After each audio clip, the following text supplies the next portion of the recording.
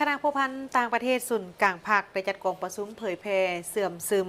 มติกองประชุมครบคณะครั้งที่2ของคณะบริหารงานศูนย์กลางภาคสมัยที่12และแนะนำการจัดตั้งปฏิบัติกฎระเบียบของพรรคประชาชนปฏิวัติลาว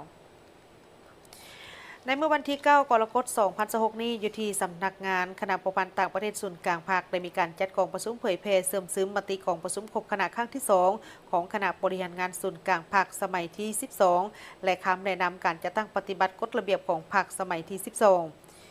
ในพิธีสหายบุญเหลือพันดานุวงศ์หัวหน้าคณะผู้พันต่างประเทศศูนย์กลางภาคก็ได้ยกให้เห็นถึงเนื้อใน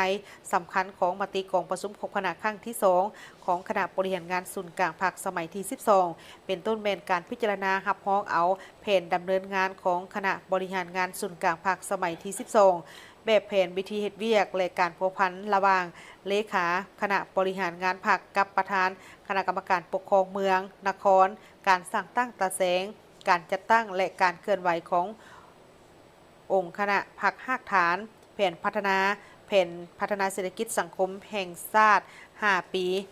ครั้งที่10เพื่อเป็นการให้ความรู้และความเข้าใจเป็นต้นกระเมนความเป็นเอกภาพกันอย่างก้องขวางและเลิกซึ่งต่อกับการนำพาซี่นำของขันถึงในการกำหนดทิศทางหน้าเวียกจุดสุ่มต่างๆเพื่อความเป็นเอกภาพสูงบุกทะลุการพัฒนาประเทศชาติให้ในเฉพาะหน้าและยาวนานพร้อมกันนั้นสหายก็ยังได้สืบต่อเผยแพร่ถึงเนื้อในกฎระเบียบของพรรคคำแนะนำเลขที่303ทับคจสพลงวันที่20พฤษภาคม 2026เกี่ยวกับการจัดตั้งปฏิบัติกฎระเบียบของพรรคประชาชนปฏิบัติลาวสมัยที่12ประกอบด้วย15หมวด64มาตราโดยได้ยกให้เห็นถึงความหมายความสำคัญบรรดาหมวดและมาตราที่กองประชุมใหญ่ของพรรคได้เป็นเอกภาพกันปรับปรุงและในโอกาสดังกล่าวนี้